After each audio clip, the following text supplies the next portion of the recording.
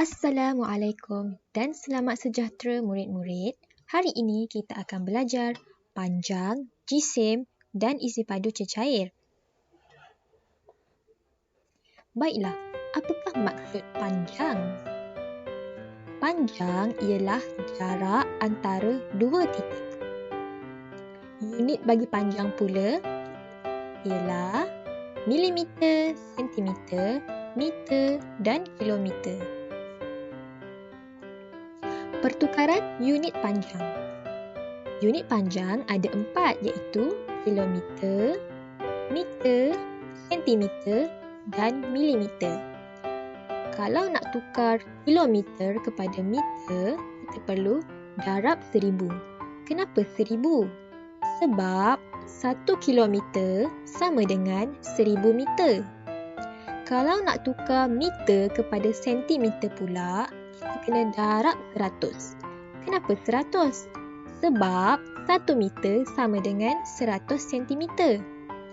Kalau sentimeter nak tukar milimeter pula, kena darab 10.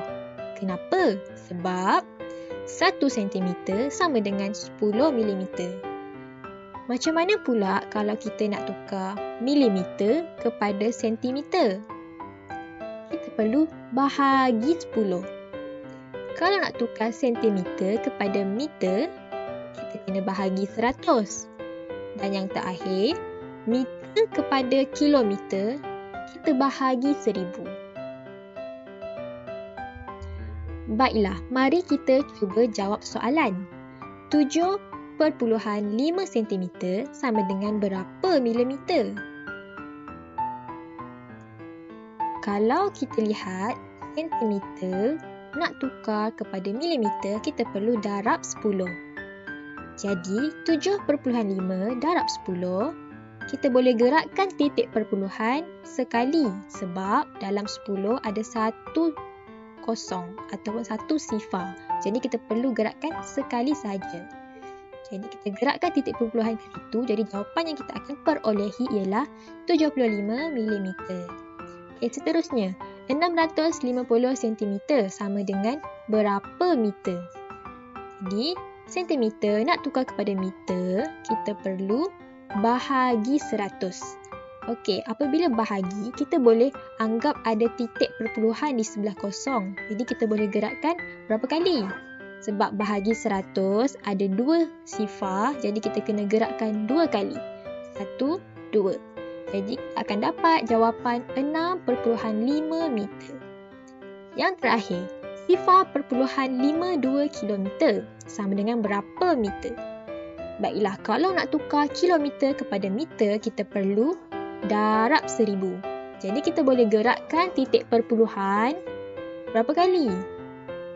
3 kali sebab dalam 1000 ada 3 sifar. Jadi 1, 2, 3. Jadi jawapannya adalah 520 meter. Jisim. Apakah maksud jisim? Jisim ialah jumlah jirim dalam sesuatu objek. Apakah unit bagi jisim? Ada 2 sahaja iaitu kilogram dan gram. Pertukaran unit jisim. Kilogram kepada gram. Kita perlu darab 1000. Kalau kita nak tukar gram kepada kilogram, kita kena bahagi 1000. Kenapa 1000? 1 kilogram sama dengan 1000 gram. Mari kita cuba jawab soalan. 7.53 kilogram sama dengan berapa gram? Kalau kita nak tukar kilogram kepada gram, kita perlu darab 1000. Jadi kita boleh gerakkan titik perpuluhan ke kanan sebanyak berapa kali? Sebanyak 3 kali kerana dalam 1000 ada 3 sifar. Jadi 1, 2, 3. Jadi kita boleh dapatkan jawapan 7530 gram. Soalan yang kedua. 2050 gram sama dengan berapa kilogram? Jadi daripada gram, kalau kita nak tukar kepada kilogram, kita kena bahagi 1000. Jadi kita boleh gerakkan, kita anggap ada titik perpuluhan di sebelah sifar Jadi kita gerakkan berapa kali? Gerakkan 3 kali ke kiri kerana bahagi. Jadi 1, 2, 3. Jadi ada titik perpuluhan yang baru di sebelah 2. Kita akan dapat jawapan 2.05 kilogram. Isi padu cecair. Apakah maksud isi padu cecair? Isi padu cecair ialah kuantiti untuk ruang yang diisi. Okey, unit untuk isi padu cecair ada dua juga, iaitu liter dan mililiter.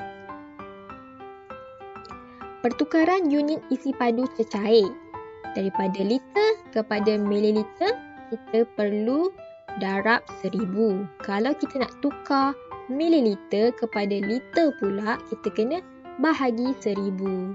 Kenapa 1000? Kerana 1 liter sama dengan 1000 mililiter. Mari kita cuba jawab soalan. Jadi, 1250 mililiter sama dengan berapa liter?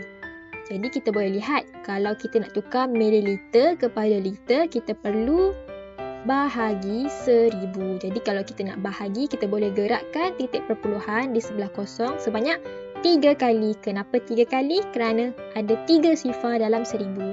Jadi kita gerakkan 1, 2, 3. Jadi kita akan dapat jawapan 1250 ml sama dengan 1.25 liter. Soalan yang seterusnya, 2 liter 50 ml sama dengan berapa mililiter? Jadi dia nak jawapan hanya dalam mililiter sahaja. Jadi apa yang kita perlu buat? Kita perlu tukarkan 2 liter sahaja. Jadi liter nak tukar kepada mililiter, kita perlu darab 1000. Jadi 2 liter darab 1000 sama dengan 2000 mililiter. Tapi ini bukan jawapannya kerana ada 50 ml lagi. Kita perlu tambahlah 2000 tambah 50 ml. Jadi jawapan yang kita akan perolehi ialah 2050 ml. Baiklah, mari kita cuba jawab soalan penyelesaian masalah harian melibatkan panjang, jisim dan isi padu cecair. Soalan yang pertama. Raja di atas menunjukkan kedudukan 4 bandar di sebatang jalan lurus. Z bertolak dari bandar A pada pukul 8 pagi. Dia memandu dengan kelajuan yang sama iaitu 90 km sejam. Pukul berapakah Z akan tiba di bandar D? Baiklah, soalan dia bertanya pukul berapakah Z akan tiba di bandar D. Okey, maklumat yang ada, dia cakap Z mula bertolak daripada bandar A pada pukul 8 pagi dan Z memandu dengan kelajuan yang sama iaitu 90 km sejam. Jadi, bagaimana cara untuk kita dapatkan jawapan? Kita perlu tahu jumlah perjalanan Z. Jadi, kita perlu tambah 100 km tambah 170 km tambah 90 km supaya kita dapat tahu jumlah perjalanan Z daripada bandar A ke bandar D. Jadi jawapan yang kita akan dapat ialah 360 km. Kemudian kita tahu Z memandu dengan kelajuan yang sama iaitu 90 km sejam. Jadi kita boleh bahagi 360 km bahagi 90 km. Jadi kita akan dapat 4 jam. Okey, maksudnya Z memandu daripada bandar A ke bandar D selama 4 jam. Kemudian, soalan meminta pukul berapakah Z akan tiba di bandar D. Kita tahu Z bertolak dari bandar A pada pukul 8 pagi. Jadi, kita perlu tambah 4 jam. 8 pagi tambah 4 jam sama dengan 12. Jadi, maksudnya Z tiba di bandar D pada jam 12 tengah hari. Soalan yang kedua. Ali membeli seguni beras berjisim 40 kg. Dia menjual 75% daripada beras itu kepada Nani dan 50% daripada baki jisim beras itu kepada Maklimah. Soalan 1. I, berapakah jisim beras yang tinggal dalam guni itu? Dan soalan 2. Mak Limah menggunakan 1/5 liter susu cair untuk 1 kilogram beras. Berapakah isi padu susu cair yang diperlukan untuk memasak nasinya? Okey, jadi kita tengok dulu soalan 1 dahulu. Kita cuba selesaikan. Berapakah jisim beras yang tinggal dalam guni itu? Jadi ada 40 kilogram beras. Dia menjual 75% daripada beras itu kepada Nani dan 50% daripada baki jisim beras itu kepada Mak Limah. Okey, maksudnya 75% dia dah jual kepada Nani. Jadi 100 tolak 75, 25 lah. Jadi maksudnya baki daripada dia setelah dia menjual kepada Nani sebanyak 75%, tinggal 25%. Jadi kita nak tahu berapa jisim beras yang tinggal dalam guni itu. 25%, kita kena darab dengan 40 kg. Jadi kita akan dapat 10 kg. Jadi maksudnya jisim beras yang tinggal dalam guni itu ialah 10 kg. Baiklah, soalan kedua. Mak Limah menggunakan 1/5 liter susu cair untuk 1 kilogram beras. Berapakah isi padu susu cair yang diperlukan untuk memasak nasinya? Okey, jadi kita perlu tahu dulu berapa kilogram beras yang Mak Limah ada. Okey, daripada soalan kita tahu 50% daripada baki jisim beras itu adalah kepada Mak Limah. Maksudnya 50% daripada baki. Baki kita dah tahu 10 kg. Jadi kita nak tahu berapa yang Mak Limah dapat. 50% daripada baki. Jadi 50% kita darab baki iaitu 10 kg. Jadi 50% darab 10 kita akan dapat 5 kg. Jadi maksudnya Mak Limah dapat 5 kg beras. Okey, jadi soalan dia, Mak Limah menggunakan 1/5 liter susu cair untuk 1 kilogram beras. Jadi berapakah isi padu susu cair yang diperlukan untuk memasak nasinya? Jadi 1/5 liter untuk 1 kilogram beras. Jadi kalau untuk 5 kilogram, kita kena darab lah untuk kita tahu jawapan. 1/5 liter darab 5 kilogram. Jadi kita akan dapat jawapan dia 1 liter. Maksudnya isi padu susu cair untuk 5 kilogram beras ialah 1 liter. Soalan yang seterusnya ialah rajah menunjukkan ukuran dan jisim sebuah kotak hadiah berbentuk kubus. Apabila ibu mengisikan beberapa buah kotak hadiah itu ke dalam sebuah kotak pi, jumlah jisim kotak menjadi 4,3 kg. Hitung jisim dalam kilogram kotak pi yang kosong.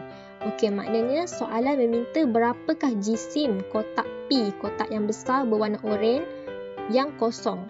Okey, tapi kita tak tahu berapa jisim kotak pi, dia tak bagi tahu. Maklumat dalam soalan hanya memberitahu jumlah jisim kotak menjadi 4,3 kg setelah beberapa kotak pink, kotak merah jambu kecil yang 500 gram setiap satu dimasukkan ke dalam kotak pi. Okey, baiklah, macam mana kita nak jawab? Okey, kita tahu dia soalan minta hitung jisim dalam kilogram. Jadi kita boleh tukarkan terus, siap-siap. 500 gram kita tukarkan kepada kilogram. 500 gram kita nak tukarkan kepada kilogram. Okey, kita perlu bahagi 1000. Jadi kita perlu bahagi 1000, kita akan dapat 0,5 kilogram. Okey, jadi kita tahu kotak merah jambu yang kecil tu berjumlah jisimnya adalah 0,5 kilogram. Jadi ibu dia mengisikan beberapa buah kotak merah jambu yang kecil tu ke dalam kotak pi dan menjadikan jumlah jisim kotak menjadi 4,3. Beberapa kotak, kita tak tahu berapa buah kotak merah jambu yang dimasukkan ibu. Jadi kita nak tahu berapa, kita boleh bahagikan 4,3 kg kita bahagi dengan 0,5. Jadi kita akan dapat jawapan 8.6. 8.6 maksudnya ada 8.6 kotak merah jambu kecil yang dimasukkan dalam kotak oranye tu. Tapi logik ke kalau 8.6 kotak dimasukkan? Tak logik lah, sebab takkanlah kotak tu jadi separuh pula kan. Jadi maksudnya kita anggap maksudnya ibu telah memasukkan 8 buah kotak sahaja. Jadi 8 buah kotak, kita tahu satu kotak merah jambu berjisim 0.5. Jadi kalau 8 buah kotak, kita darablah untuk kita tahu jumlah jisim. 8 kotak merah jambu kita darab 0.5, kita akan dapat jawapannya 4 kilogram. Maksudnya 4 kilogram. 8 kotak ibu masukkan dalam kotak yang besar adalah bersamaan dengan 4 kilogram. Okey, dalam soalan dia ada tulis jumlah jisim kotak menjadi 4.3 kilogram. Setelah ibu memasukkan beberapa buah kotak merah jambu tu yang kecil. Jadi maksudnya kita boleh tahulah berapakah jisim kotak P yang kosong. Kita boleh tahu dengan 4.3 kilogram kita tolak dengan 4 kilogram. Jadi kita akan dapat jawapannya jisim kotak P yang kosong adalah 0.3 kilogram.